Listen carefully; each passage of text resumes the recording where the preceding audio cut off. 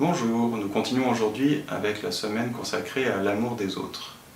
Hier, nous sommes allés regarder de plus près en nous si nous acceptons que nos proches aient des défauts, des faiblesses, des difficultés. Aujourd'hui, on va faire le pendant, comme on l'avait fait auparavant sur soi. Je vous encourage donc aujourd'hui à essayer de repérer quelles sont toutes les qualités, tous les talents de vos proches, et de regarder pour chacune de ces personnes comment vous vivez l'expression de ces talents par eux-mêmes. Est-ce que vous arrivez à l'accepter ou est-ce que par hasard vous trouvez ça quelquefois injuste ou êtes-vous peut-être envieux?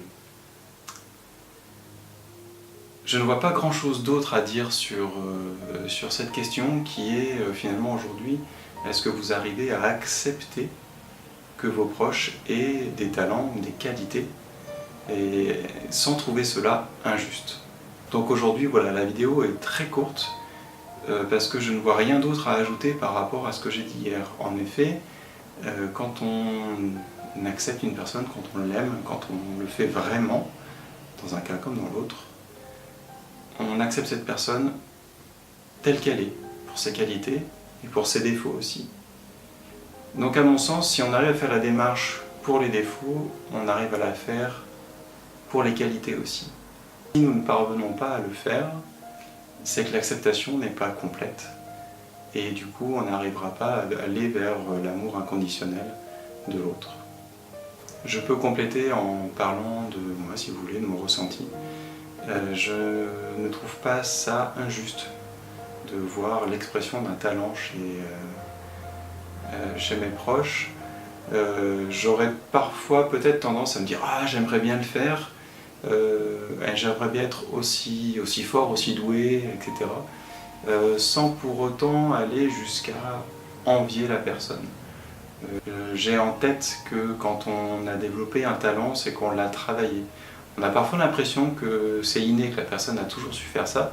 En fait, elle a exercé plein d'activités auparavant qui l'ont préparé à manifester un talent particulier. Et donc je sais que je pourrais y arriver si j'en avais envie. Donc je me sers plutôt des talents ou des choses où je me dis « Ah, j'aimerais bien faire ça moi aussi », comme d'un guide, d'un fil conducteur vers quoi tendre me concernant, vers quoi m'exercer. Et bien voilà, comme je vous le disais, aujourd'hui j'ai pas grand chose à dire sur cette question.